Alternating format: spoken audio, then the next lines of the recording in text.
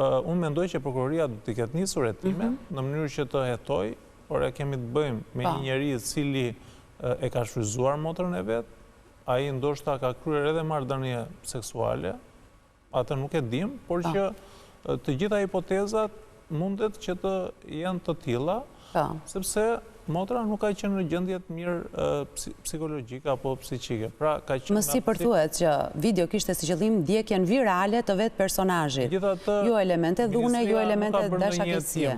Pra ne e dim, edhe për shkak edhe të kompetencës, nuk është kompetente në rastin konkret për të bërë një hetim administrativ, të ka shërbimi social. Më vjen shumë mirë që kryetari i Njësisë Bashkiake së bashku me punonjësit social dhe me policin, ambulancën ka qenë menjëherë në shtëpinë e dy pacientëve, kanë reaguar, kjo është gjë pozitive, dhe unë shpresoj edhe në raste të tilla, kur nuk bëhen publike, këto shërbime duhet të jenë pranë qytetarëve.